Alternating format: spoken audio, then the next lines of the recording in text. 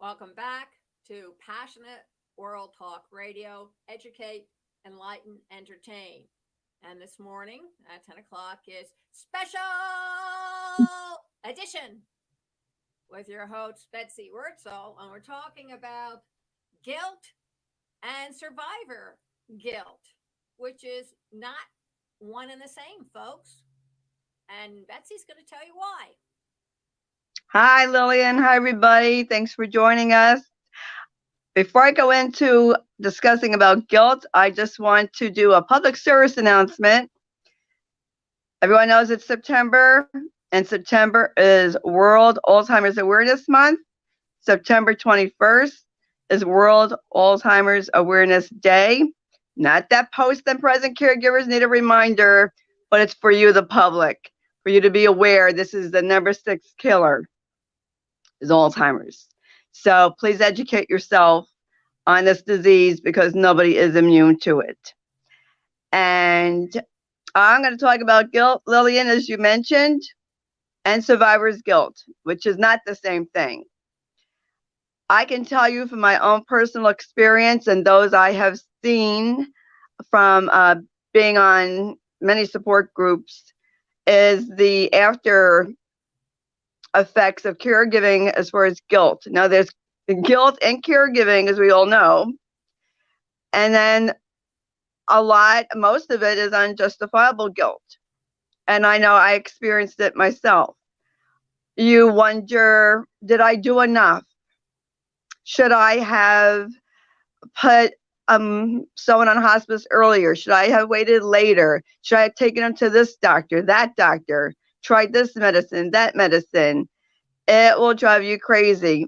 And I don't mean to sound harsh, folks, but I'm going to tell you, certain diseases, the result is death. There's no way around it. And it doesn't matter what you did or didn't do. Your loved one, unfortunately, was going to die of this disease because that's what happens.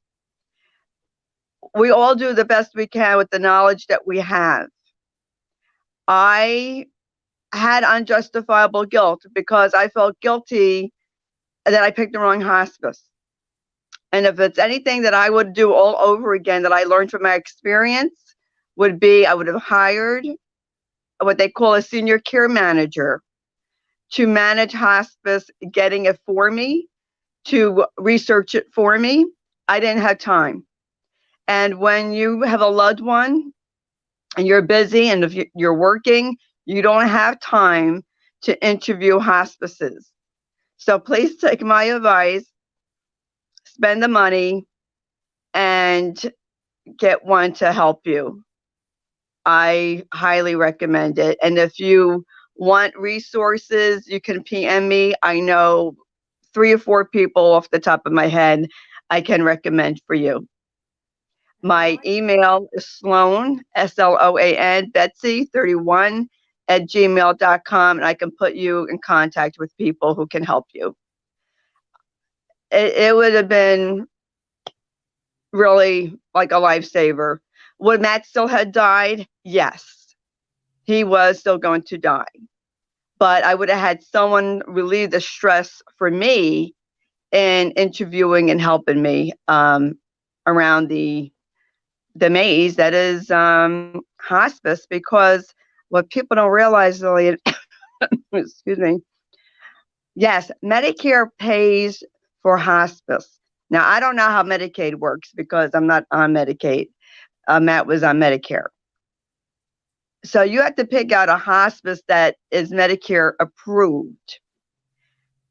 Now, a lot of hospices, they don't have a hospice unit or they don't have a facility. Then you have to find out if that facility is Medicare approved. They all are not Medicare approved. This is what you have to research. Who has the time? And this is where someone can help you. And you know what, folks? Guilt is an energy drainer. It doesn't serve a purpose. Let go of it. I know it's hard. You can't change the past. You can't. All you can do is move forward. Share the knowledge that you gained with your experience and share it with someone else. Is the advice that I could give you, seek professional counseling. I did. And you know what? If you feel that you or your loved one was not treated properly, then complain. I did. And I just found out, actually, this is kind of funny. I talked to someone. I called up to see if I could interview somebody, Lillian. And I was talking to this woman, and she told me I could complain to the state health department. I didn't know that. I complained to Medicare. I called up the New Jersey State Department. You have 1 year from the time of the incident occurred to file a complaint. And they took my complaint and they're going to investigate.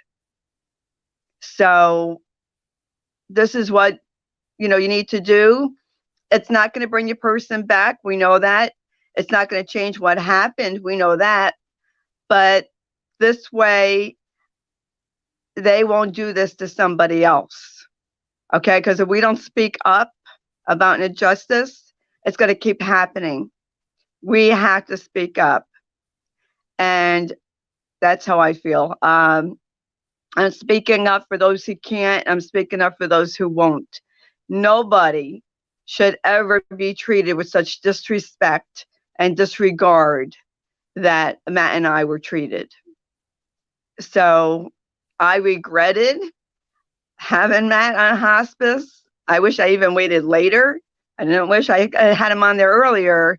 And I really had to work through that with a counselor. And I'm much better. But yeah, the guilt will get to you and it will drive you crazy. And it will drain you and you won't be valuable to useful to yourself or anyone else. And excuse me, I want to talk about survivor's guilt. It's a real thing, folks. And I'm going to give you some examples. People who were in a war have survivor's guilt. Why did that person survive? My father-in-law, Matt's dad, was on a ship in World War II. He took a coffee break. The person who replaced him was killed. And I think that drove my father-in-law to drink even more so, because that would have been him. And I heard and I have read that people who were in a war do have that feeling. You have an event that's coming up like 9/11. Why did I escape and that person didn't? Why did I live and that person didn't? You had a lot of that with the Holocaust survivors. Why did I survive and my loved ones didn't survive? You had this in groups like cancer groups, cancer support groups. Why did I make it through chemotherapy and my friend didn't make it? And we had the guilt of surviving. You're in a car accident. Say you were the driver and there was a car accident, your loved one died. You might feel, why did I go out that day?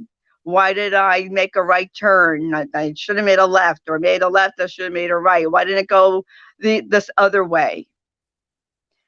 And survivor's guilt will definitely have an effect on someone for the rest of their life. I think, and I highly recommend counseling for sure, because that has to be tough to deal with. I have not experienced that, but I can just imagine, because I'm empathetic, that how hard that must be to see someone in front of you get killed and you are still alive. And it has to do something to your psyche. I also want to say that when we stifle our grief and don't talk about it, it's not healthy. I was listening to a TED Talk the other day. This girl was 5 years old when her mother died. They told her that her mother was sick. She found out years later her mother was killed in a car accident. Her father was driving. Her father never discussed it. She found this out through a relative and through a friend. Her father could not deal with the grief. He didn't talk about it. Back then it wasn't acknowledged. He became a drug addict, lost his home, became homeless. Why? Because he stifled his grief and wouldn't talk about it. They took pictures down of her mother. They didn't talk about her mother. Why do we do this to people? I think it's time, Lillian, that society and this culture that we live in acknowledges grieving and the guilt associated with it, the emotions associated with it, and to stop trying to stifle your feelings and your grief. Because when you stifle it and it's inside, you know what? It's going to come out. It's going to come out as anger. It's going to come out as you might be addicted, they get addicted to drugs or drinking. Also, suicide. Your loved one who commits suicide. There's guilt associated with that. Why didn't I see it? Why didn't I see it coming? Why didn't I see the signs? Why didn't I take them for help? There are people that go for counseling, they go for help. But unfortunately, they decided themselves to end their life. We don't know why. I call them tortured souls. They had a tortured soul and a mind. And you can go to the best therapist in the world. But if that individual is bent on destroying themselves and killing themselves, there's really nothing you can do to stop it. And I don't mean to sound flippant about it, but it's the truth. That person decided to do that.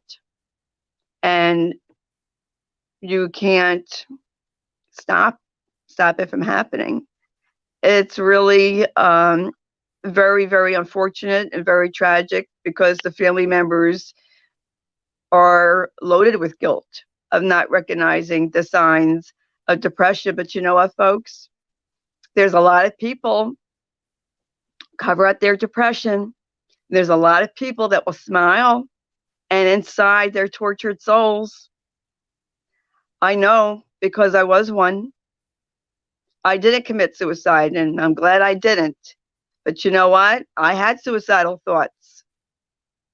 And there are people, especially men, they will not show their emotion because society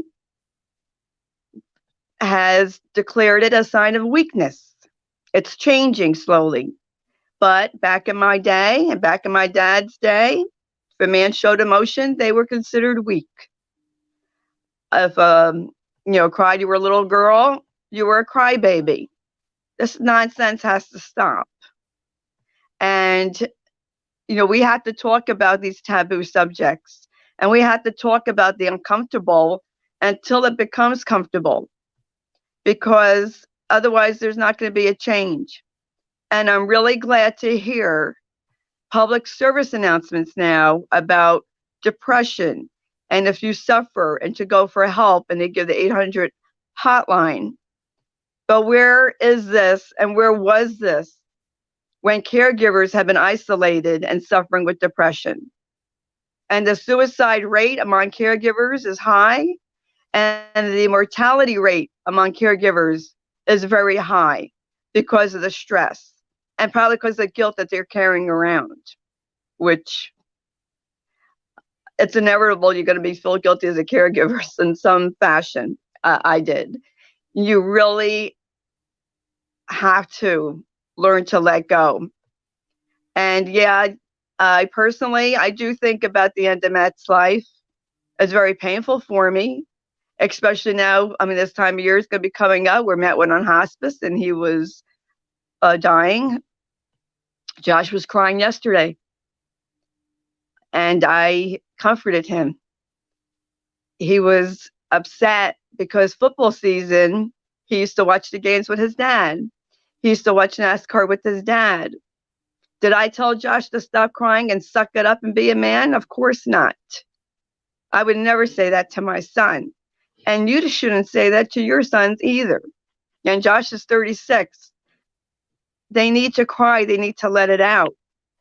And I asked him, why are you crying? What's the feeling that you feel? And I recommended it, if he wanted to talk to somebody, but he'd rather talk to me. What are you feeling, Josh? Recognize that feeling. And he told me he's sad because he misses watching football with his dad. And I said, you have good memories. Cherish those memories. And you will always love and miss your dad. And you'll always miss watching football games with him. And I said, let's face it, the holiday season, and I'm going to do a show about holidays and grieving next month. We already acknowledge it's going to suck. It's not going to be pleasant. And yes, I will look at Matt's whole life, but you can't help but to think about the end when it's their anniversary of their passing, and to question yourself again about what happened and what you could have done differently. But there's nothing I could have done differently. Matt was on his way out. And I just can only talk to my own experience and what I hear from others. And people do drive themselves crazy with the what if, I could have, or should have. It's done. There's nothing that you can do. And your loved ones are not thinking about that, okay? Relieve yourself of that guilt because your loved ones aren't thinking about what you should have, shouldn't have done. And that's what I have to say. Lillian, do you have, till I can think of more things, do you have anything to add? Well, I think first of all, Excuse me. you have to be honest with yourself because Mhm. when you have this guilt, you start second doubting yourself. And that's not good because that kind of upsets everything. One thing always leads to another. So you may start out questioning something, and by the time you're finished, you're so convinced that you're a rotten, stinking person or what happened that you can barely live with yourself. So you don't want to go down that path. And I think the second thing is when you're getting ready to put your spouse into hospice, that's the same time you should find somebody to start looking into possibilities of whether you're going to cremate or bury. Because most times when people go into hospice, they don't come out 100% well. In fact, they die. That's what hospice is all about. So you ought to be making plans for that. So when and if it happens, you're not going to get this jolt of grief hit you all at once. I mean, Barry came down with pneumonia and he had a blood infection, and they couldn't figure out how to cure him. And then they finally decided to give him a massive dose of steroids, and that they might as well have just let him die. But doctors are taught to save people, so they saved him.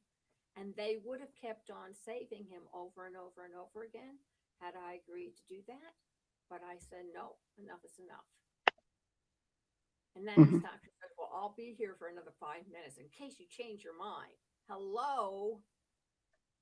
I know he's doing his job, but you, as the caregiver and as the spouse, you're doing your job too. And if you and your spouse have already spoken about something like this and is in your will, your living will, then you honor what's inside that living will. No matter how painful it is to you have to come to a point where you let them go. And then there's peace, not only for them, but for you. And that's Yes. really difficult to do, is to get that internal peace. But that's your ultimate goal. Why? Because sometime in the future, you may find somebody else that you fall in love with. Mhm. And you don't want to bring that guilt into that new relationship. Or your son or daughter has a child they gave birth to. So you have a grandchild. Well, you don't want to bring that guilt from a previous relationship with your spouse into the new relationship of learning to love that child. You don't have that right. So you have to learn to let it go because it'll eat you up alive. Very true. Excellent. Yes. This is why, Lillian, we've talked about living will, advance directive, whatever word you want to call it. You had to really, it's not pleasant to talk about, but we have to. Everyone should have a living will with their wishes. I just had Josh do one, and Josh is 36. I wanted him to do it, and then the pandemic happened, and I said I really had to have Josh do it. If Josh were, God forbid, to be in an accident and he didn't have a living will, they're going to hook him up to life support. And, you may not agree with your loved one's wishes, but that's not for you. You have to honor your loved one's wishes. Because if you don't, you're going to feel guilty. I was going to donate Matt's body to science and get him cremated, but I knew Matt specifically told me he did not want to be cremated. And then I changed my mind and I said, what, I can't do it. It would really bother me to do something that I knew he didn't want to do. So his dad had a plot and I was able to use it. And I did have a funeral for Matt. I didn't donate his body. And you actually have to donate a body, you have to be registered because they may not need a body at that time of death. And the body has to be in good condition. They have a right to refuse the body. You need to go, and there are different places that handle this, and you need to find out ahead of time what's allowable and not allowable. Same thing about donating organs. In the old days, you just put it on your license and, they take it and that's it. It's not that way anymore, especially with the pandemic. They've gotten very, very careful and they just don't take anything. So if you have a chronic illness, forget it. If you have a heart condition or something, forget it. They only want healthy bodies to be donated so that when they donate the organs are healthy. They don't want them diseased or infected with anything. So you need to find out these things, folks, ahead of time and not wait until your loved one is dead, because in most cultures, they do have deadlines 24, 48, 72 hours or whatever. And the thing is now during the pandemic, they don't give you that. It's like wham, bam, thank you, ma'am, right into the crematorium because they don't have the spaces for the bodies. And if you don't understand that, just go to all the different, read what they did during the Middle Ages with the bodies from the bubonic plague, and then read in modern 20th century what they used to do with the bodies from plagues. And if you really have a stiff mind, you can see what the Nazis did to the Jews during World War II and their bodies. You have to get rid of them because bodies contain fluids and other undesirables, and they can start an epidemic all by themselves. That's right. In the old days, people were pretty much buried as soon as they stopped breathing. Whether they really had stopped breathing or not, that was something else. Plenty of people were buried alive by mistake. But what I'm saying is during COVID, and it's going to be this way for another year or two at least, give yourself a break and have all what you need done ahead of time and see if you can make special arrangements. Otherwise, they will be cremated. That's going practice now. Yes, all this has to be done prior. I would say, especially if your loved one has dementia, any kind of dementia, and you want to donate just their brain, if that's what they want, and then you have to really research that way ahead of time and do the paperwork. I didn't do that, but I know people who have, and you have to do, the paperwork and all this research that goes into it. So that's very, important to know.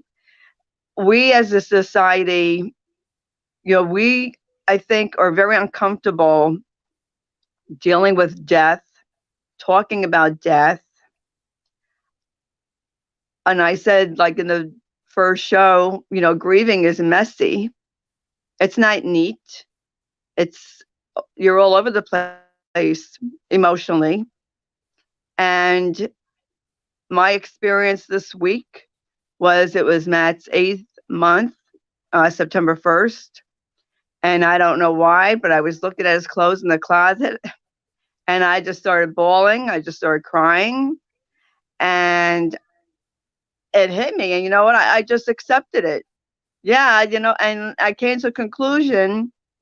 I miss Matt and I always will. And your love for your loved one doesn't stop just because he or she died. It goes on. Now, you can still love someone else. And if you find someone else, you can still love your other partner or spouse. There's nothing wrong with that. If I were to meet somebody again, I would think they would still love their spouse and miss their spouse like I would.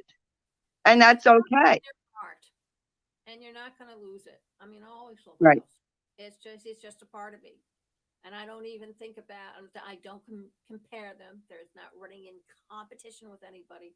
You know, I find it fascinating. Society accepts the fact that a man can go out and take as many wives as he wants to, but when a woman marries, she has to stay true and blue to her one love and grieve for the rest of her life. Sorry, folks, that's not me. I guess I'm a more Rhett Butler type person. So you have to. I love my husband, but he passed. Do I feel bad Mhm. about it? Yeah. Do I still feel bad about it? Yeah. September 24th is his 1 year anniversary. I'm certainly not going to do a dance of the can on his gravestone. He was cremated. He was put in a biodisposable box. There's nothing really left of him except a slab of stone to mark his place in the ground and in my heart, where anybody who you really love belongs. But That's it's right. not a life sentence that you can't remarry or you can't have another love or you can't be with other people. And it doesn't mean you have to wear black for the rest of your life either, with a veil over your face. Right. I mean, my And grandmother did that because it was expected of her, almost demanded of her. When her husband died, she wore black clothing, and whenever she went out, she wore a black veil that covered her face with black gloves and a black stocking. But that's fine for my grandmother during the 1900s and 30s and 40s. But hey, lady, we have come a long way, and I intend to take Mhm. advantage of that.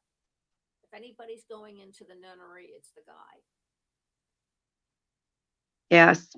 I, you know, am very well open to meeting somebody, that happened.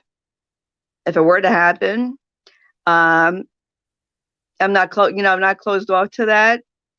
And I really did want to go to a dance, but pandemic happened and that closed. So I have to call and see when it will happen again, when they will have it again. But unfortunately, everyone that goes there is at high risk because of their age. Yeah, you can dance in the street. Come on, Yeah. turn off the radio and go dance in the street. And well, Joshua's buddy night is canceled. I don't know when they'll have it again. And Hard. It's hard. yeah, it's it is hard. And I feel, Lillian, that people have to get used to being comfortable in their own company, and some people aren't. No, well, I learned how to play by myself when I was a child because, Mhm. truth to tell, it was an adult neighborhood. There were very few kids, few and far between. So I learned how to play with myself, and I don't mean play sexually, people. I learned how to play with myself. Okay. read, bike, did a lot of biking, did a lot of walking. We didn't have malls, we didn't have the cell phone, we didn't have computers, but you didn't need that stuff. There were so many other things to do outside. Come on. Hmm. So you just got used to entertaining yourself, and people are going to have to learn how to do that. It's difficult. Yeah, I was a loner type, so I was always by myself. I didn't fit into any group, so I learned to be comfortable in my own company and do things by myself. And so being alone, I'm used to that. And I'm just, you just adapt because you get used to being Yes. alone.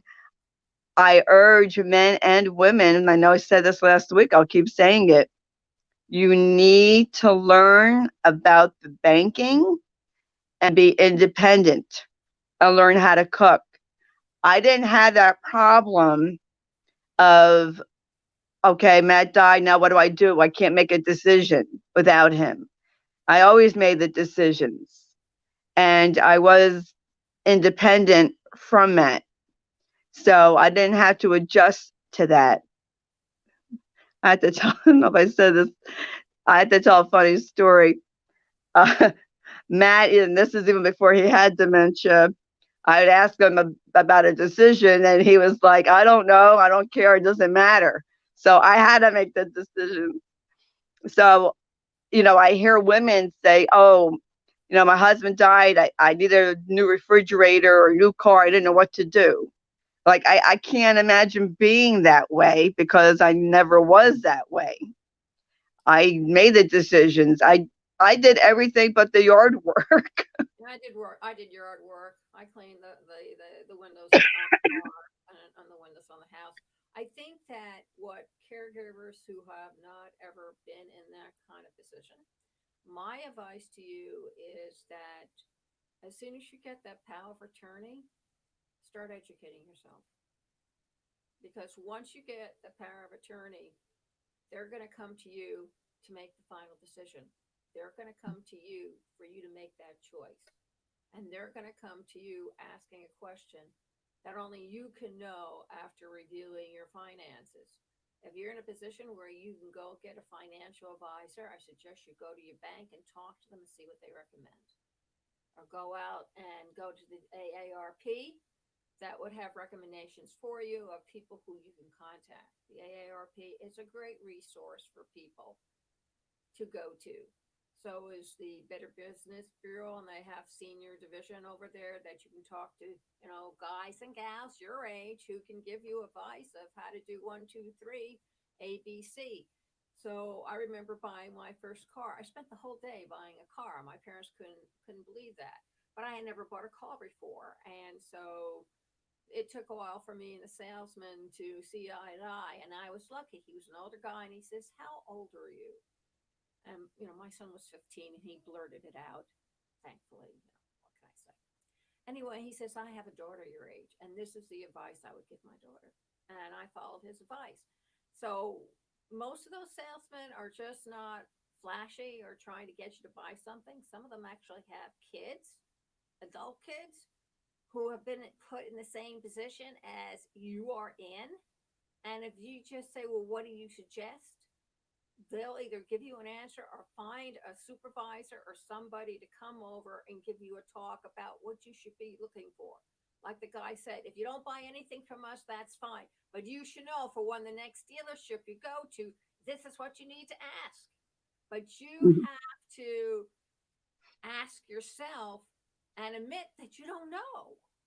Don't start playing games because it's money and you don't want to waste your money or somebody's time. I've learned an awful lot since I had POA over my husband. I had brought up my kid by itself, so I was already used to making decisions, but he pretty much took care of everything. So when I finally was thrust back into that position, I really had to cover about 30 years worth of education in a very rapid amount of time. Yeah, I leased my car Lillian, and I've gone the past, let's say my last 2 cars without Matt. He couldn't come with me. And the first time I went by myself, it was weird not having Matt there, even though he was still alive. Yes. And Over here I, saying, well, what do you think, honey? yeah, Tell and I told the guy, I want the car in my name. It has to be in my name. And this is what I want. And I want, this coverage. What can you do for me? And I was able to work out a deal. And last year I went back and I said, I still can only afford this, monthly payment. What can you do? They will work with you. They want to sell a car or yes, lease a car. they do, or lease. Yeah, Absolutely. they will work. But if you're gonna, buckle, you have to. Yeah, I say it this way: you learn to grow a spine. You really learn to stand your ground because you have no other choice. Well, that's it. That's it. But to do that, and ARP is very good. Also, Lillian, I know I say this every week, but it bears repeating. And this is for the United States. I don't know about other countries. Check your local senior center. They have a wealth of information. They offer so much. I didn't even know that. How I came to know it was 2 years ago. Matt had to get a Medicare prescription plan, and our pharmacist said, Betsy, why don't you go to the Evergreen Center, the senior center? And I said, okay. I didn't know that they will help you with Medicare. I didn't know they gave free counseling. I didn't know about they do seminars. I didn't know this. So the social worker, and when you get a good social worker, they're worth their weight in gold, let me tell you. Oh, She, instantly. If you're hungry, doesn't matter what scale you are in terms of wealth, Meals on Wheels will deliver you food. Hot food. mhm. Times a day. All you have to do is call them up and let them know, and they'll come and take care of it for you. Something you should know, because people say, well, my husband makes $1 million. Yeah, well, if you're not eating, that's a moot point, isn't it? Right? If you're not getting what you need to take to sustain your health, that it doesn't matter how much money your husband or wife is making.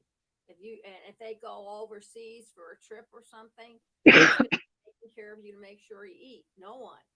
So it doesn't matter. Their job is to make sure that you're fed. That's Yes, all. Milton Wills. Yes. The senior center used to provide food. Now they don't.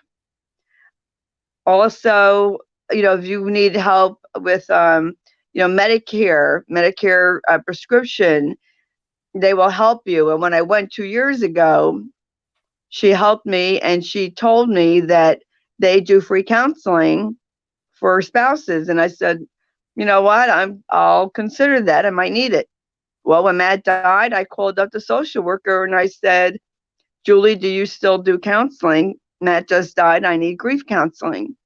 And she said, yes. So my insurance, I can't afford $90 a week out of pocket to pay to go for counseling. So she calls me every other week. I was going there until the pandemic, but she calls. You really need to research this. And I have a great resource for people who live in New Jersey. This is for New Jersey only. Care to Caregivers. You could Google them. I found out they're doing virtual bereavement group. They will refer you to resources. And Rutgers Behavioral Health Institute, COPSA. There's different satellites. Don't think they have too many in South Jersey, but you can Google them. That's COPSA. Matt's mom went there a long time ago. They have specialists, geriatric specialists that specialize in dementia and behaviors. So, check that out. You don't know. Maybe there's a satellite somewhere in South Jersey. Check your state. call up your, I think it's what, 211, the information, or you could Google in your state that you live in, or, if you're overseas in your own country, what's available to you for free. There's a lot of free resources out there. You just have to find out about it. Yes. Even the senior center, I don't know if they are still doing it now because of the pandemic, but they were offering to do your taxes. Now, I don't know if it's for free or depending on what, because I didn't go there. But if you need someone to help you do taxes, check your senior center. I didn't even know this myself until 2 years ago, what they have to offer. I mean, it's incredible, and it is for free. Also, check your local mental health facilities in your area. Some of them go by the sliding scale fee. Call your insurance up. Maybe they can recommend or give you a list of who is in your area. And if you are employed or your spouse was, or they're still covered, the Employee Assistance Program. Take advantage of it. Swallow your pride and Do get it. free counseling. If there's a community center, or even this will usually associate with high schools for continuing education, and they usually have a lot of stuff for seniors for very little money, like $5 or free. And they have all kinds of stuff available to you. They used to have groups, but I guess they discontinued that. Call up your local high school. Tell them what your problem is. They can probably get you in touch with the people. They do offer it because a lot of them still run continuing education classes for seniors in their 40s, 50s, and 60s. And I know that from the colleges, community colleges around here, I receive a pamphlet, magazine this thick, telling me if all the classes they have available for people my age are stuff that you can do for free. And even when you go into your grocery store and they have those free newspaper, there's a free newspaper here in Pennsylvania for seniors. And depending which county you're in, they tell you everything that's going on a calendar basis. So you know day by day everything that's going on that's available for seniors between 55 and 106. And they also tell you places to go who offer special geriatric services, and doctors and lawyers and funeral homes and hospices. These are newspapers put together by different organizations so seniors know that there are services out there for them. Our society doesn't come with an instruction book. It doesn't have pictures to show you how to put the screws in the different places or what tools to use. But there is free, what I call propaganda, strewn all over the place in terms of magazines and newspapers that you can pick up anywhere. And it's not costing you anything. And at the same time, would give you the information that you need, plus telling you what other seniors are doing. You would be surprised. I mean, we're not dead just because we're over the age of 65. Oh, now you have to be 67, I understand, to retire. Or is that 72? I forget. But the fact of the matter is, folks, that when you retire, it doesn't mean you're relegated to the rocking chair. Hmm. Keep moving. That's right. It's hard to believe that I am considered a senior citizen. I had a laugh when I went, and I went to a grief seminar, and I went to a seminar, excuse me, about bullying, how seniors bully each other. Oh, yeah. Old habits are That, hard to fight. And if you're a bully when you're a kid and as an adult, trust me, mm, you'll be a bully until, well, even after you die, understand, because behavior like that is hard to break. There's always going to be somebody stronger who's going to come along and try to make sure you know that they're the top gun and that you're subservient to it. And my answer to that is I'm not allowed to do it on public PWTR radio. However, I'm sure you all know what it is. The birdie works very well because I was bullied as a kid. I was bullied by my brother, and I just don't tolerate that well anymore. And I won't, I'll stand up and say, and leave because that's the only way you can really handle it. You don't want to start a fight. You don't want to get in a verbal contest with them because you're not going to win. I mean, bullies have it lined up so you lose. That's where they get their power structure from. Or Hmm. they have their friends sort of give them additional support in order to let everybody know that they're in charge and that you have to toe the line. My advice to you is if you don't want to go see a person about it, is just get up and leave. Like I tell people, I'm 69 years young. I paid my dues. I was married for over 30 years, and there's absolutely nothing you can do unless I allow you to do it. And that is not going to happen. And just walk away. Because if he Hmm. picks me up or touches me, I can get him for assault. And most of them know it. That's right. You get to a point, and I had reached that point that I'm not going to tolerate certain behaviors anymore from people. I deserve to be respected, and if someone's going to disrespect me, I'm not talking to them. If you're toxic, I don't need you in my life. Absolutely. That's just it. What, folks, it's easier. I mean, I taught that to my son. And while he didn't like it, he followed it and he came and he says, that really works. It really bugs the hell out of them that you ignore them and walk away. And I said, well, when you conflict with them, that's where they're getting their energy. That's where they're getting their power from because you're giving it to them. I said, but if you walk away, they don't have anything to feed on. I said, it's kind of like a vampire that sucks blood for energy. Well, bullies are the same way. They need a target. And if you don't provide that target for them, they get very frustrated. So they go and pick on somebody else, unfortunately. That's right. With age, hopefully, comes wisdom, Lillian. Yes, I So, mean, you can't pull this off at 7 or 8. I mean, because they'll right. just throw it down the ground and kick you. But then you go home and tell your parents and call the police and say, Blue, Blue, Blue kicked my son, and I want to file assault charges, which I've done, which actually blew the guy's mind.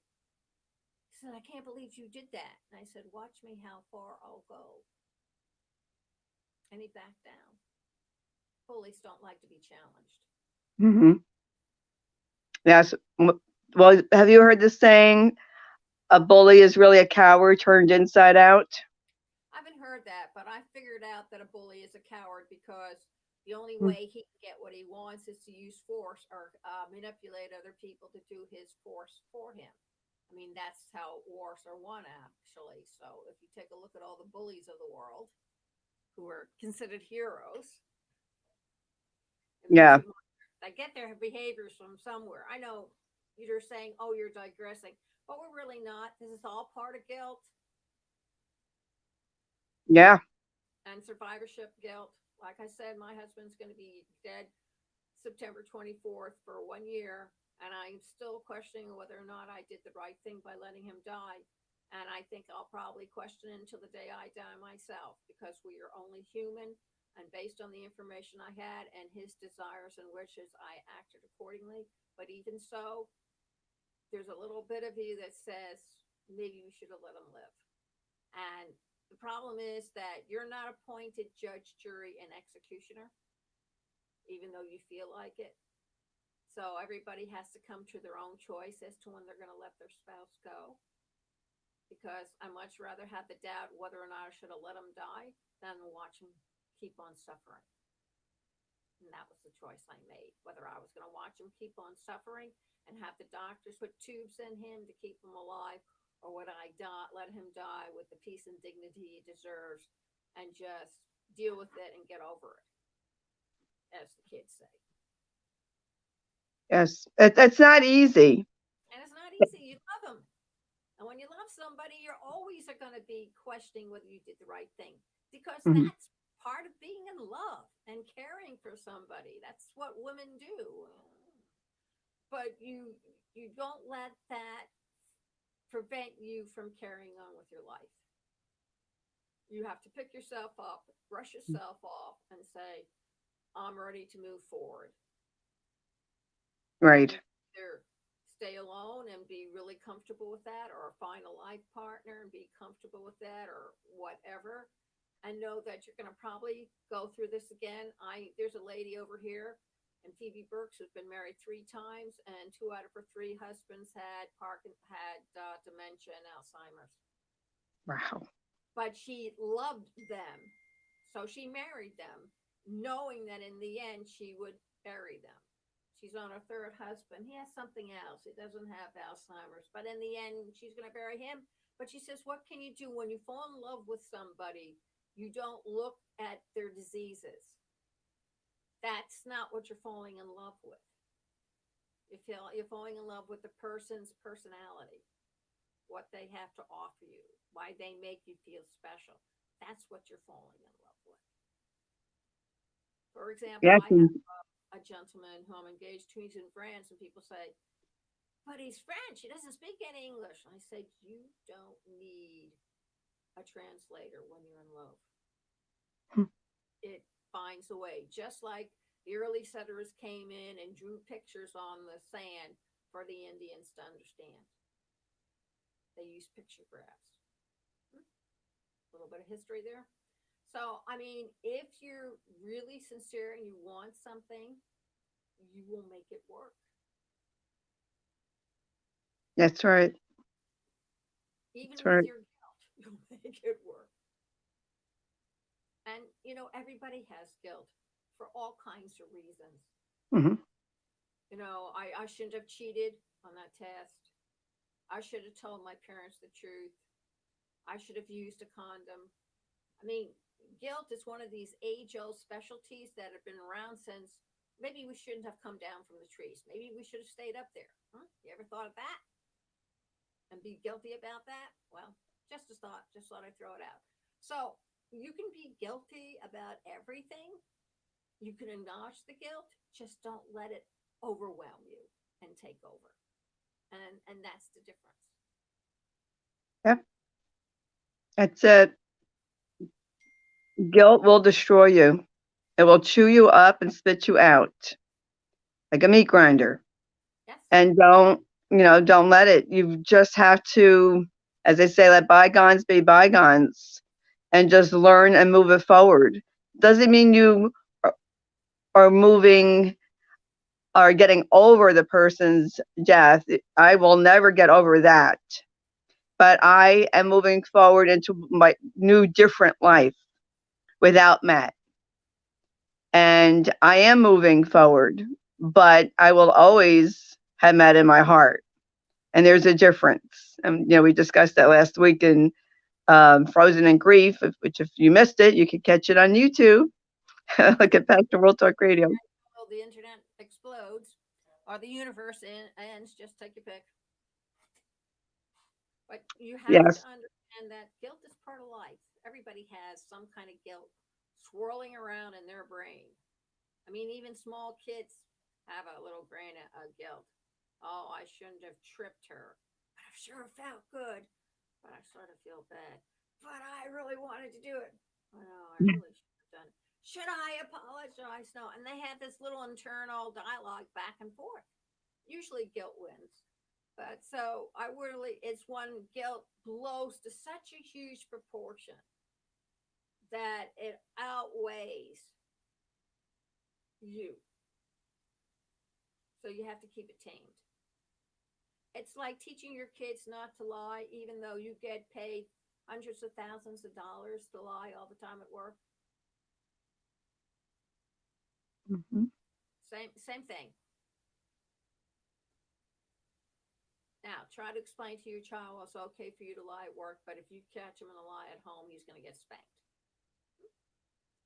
Or he's going to lose his allowance for a month.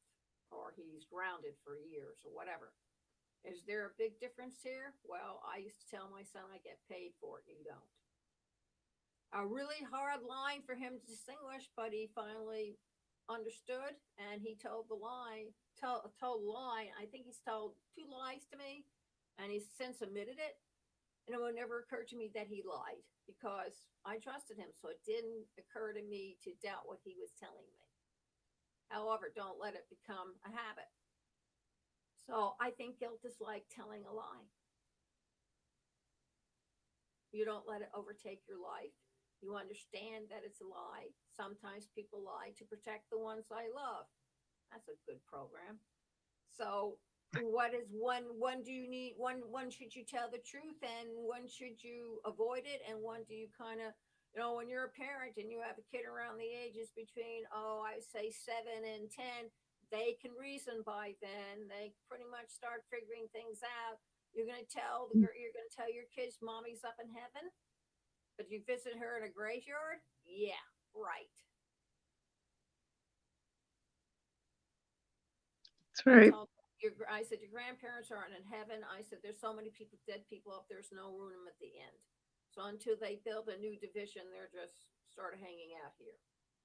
He accepted it. He didn't have any problems with it.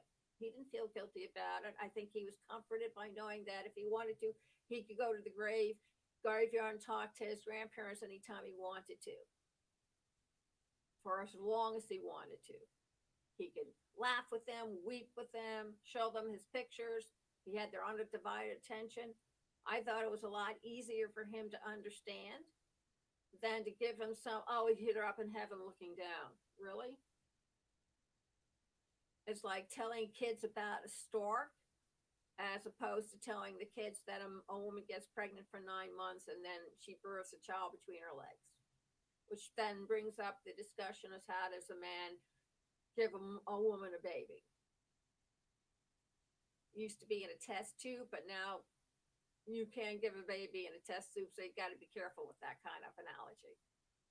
But it's the same thing. I mean, you can sit here and actually find things that guilt is very much like something else, and then you can process it out to where you're comfortable with it. That's fine, just as long as you realize what the core issue is and what's making you feel that way and how you deal with it. Because if you don't deal with it, it will deal with you. And if you need help, put up your hand and say, I need help. In the good old days, back in the 1800s and early 1900s, if your child had a debilitating disease like she was an epileptic or she had a club foot, they would put them in a room and seal it up, ashamed to let society see you had a deformed child. Mm-hmm. They did that with the autistic all the time. They put them away from sight. And these were supposed to be children of God. Oh, please, sorry, I don't want to muddy the waters here. But the thing is that you cannot let society and culture rule how you're going to handle your grief and how you're going to come to terms with it. And that's the bottom line, folks. What is it Hamlet says? Be true to thy own self. Yeah, well, remember Shakespeare, he was very good with human nature. And he saw through all the clothing that people put on their actions to hopefully disguise them from what they truly were.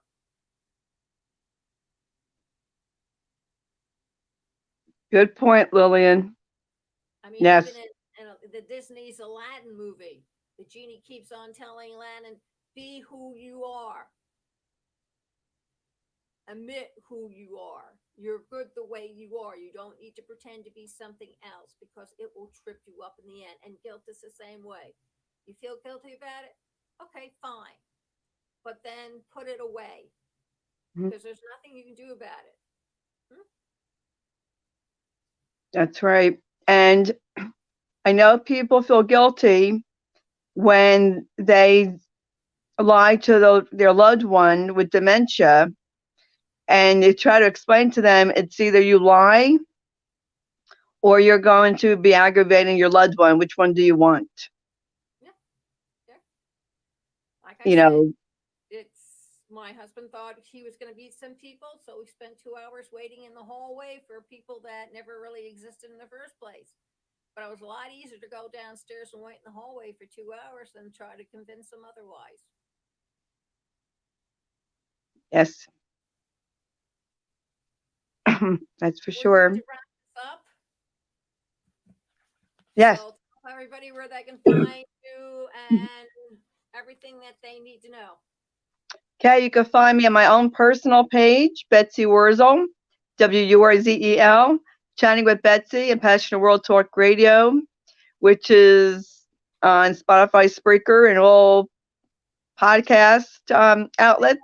iTunes, Amazon YouTube. Alexa, Podchaser, Yes. Twitter, Grieving.